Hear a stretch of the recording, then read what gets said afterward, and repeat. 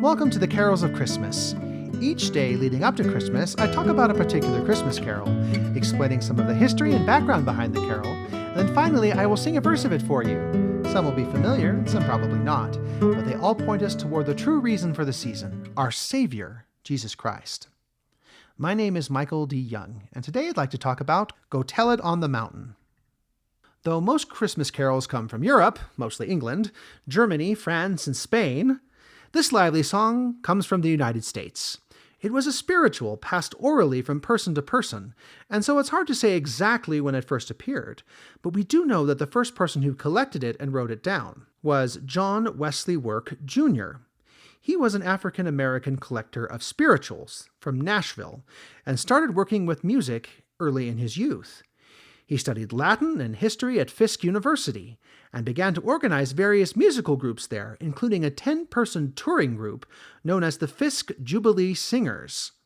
The name comes from Leviticus 25, which talks about the year of Jubilee. His love of history and music led him to seek out African-American spirituals so that he could document and collect them. He published a collection of them in 1901 called New Jubilee Songs as Sung by the Fisk Jubilee Singers, and another collection in 1907, which included Go Tell It on the Mountain. Fisk University at the time was in dire financial straits, and they pinned their hopes on the Jubilee Singers.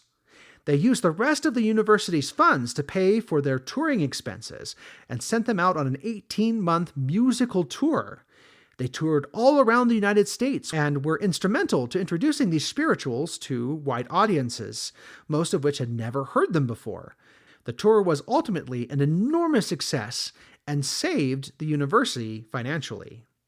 A spiritual scholar, John Graham, talked about their initial reluctance to use spirituals in their concerts. The students were at first reluctant ambassadors for the songs of their ancestors.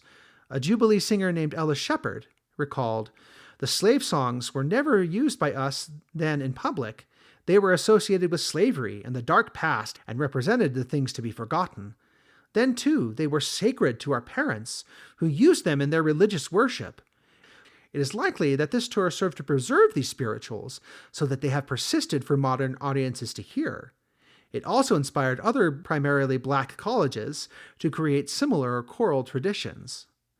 Go Tell It on the Mountain became a popular Christmas song throughout the country, leading it to be recorded by famous artists such as Mahalia Jackson, Bing Crosby, Frank Sinatra, Sheryl Crow, and others.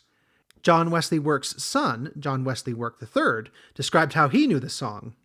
"Very early on Christmas morning, long before sunrise, it was then the custom for the students to gather and walk together from building to building singing, 'Go Tell It on the Mountain.'" The song has gone through a few different versions as well. A Canadian-African composer named R. Nathaniel Dett added another stanza. "If you cannot sing like angels, if you cannot pray like Paul, you can tell the love of Jesus, you can say he died for all." This stanza, however, is mostly sung with another spiritual these days, called There is a Balm in Gilead. Today, Go Tell It on the Mountain has been standardized into a song that you will most likely hear anytime the Christmas season rolls around. And now a verse of Go Tell It on the Mountain. Go tell it on the mountain, over the hills and everywhere. Go tell it on the mountain that Jesus Christ is born.